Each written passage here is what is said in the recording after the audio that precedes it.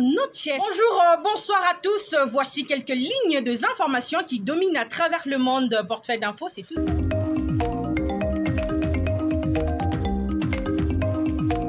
Démocratique du Congo, la province du Haut-Ouélé, dans le nord-est du pays, est confrontée à une explosion de l'exploitation illégale de l'or. Cette fois menée avec des engins lourds, selon une nouvelle enquête de l'ONG néerlandaise Pax.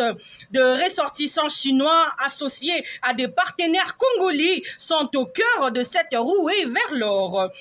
Les opérations menées de manière semi-industrielle le long de rivières et l'air berger ont déjà gravement endommagé plus de 250 km de cours d'eau, d'après une analyse d'images satellites. Au Maroc, en vue de la Coupe de l'Afrique des Nations CAN en sigle, le Maroc modifie les conditions d'entrée sur son territoire avec la mise en place d'une autorisation électronique du voyage EAV.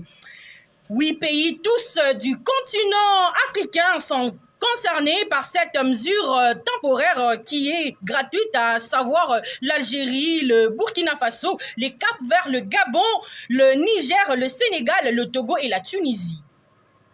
Prudence pour les voyageurs qui ont prévu de se rendre dans le royaume si la compétition de football se tiendra en fin d'année. Cette autorisation temporaire simple à obtenir sera appliquée dès la semaine prochaine. En Turquie, la principale formation d'opposition, le Parti républicain du peuple ou CHP, organisait ce dimanche 21 septembre 2025 un congrès extraordinaire sur fond d'offensive judiciaire contre le parti et ses élus.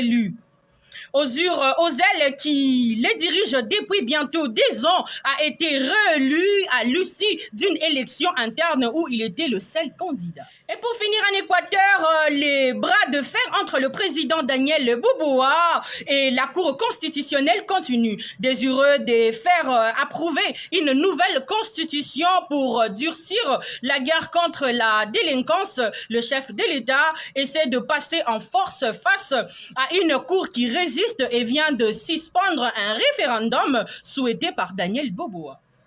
Messieurs et dames, c'était tout pour aujourd'hui. Surtout, n'oubliez pas que chaque mot est une sémence. Allez-y, plantez-les toujours avec sagesse. Adios.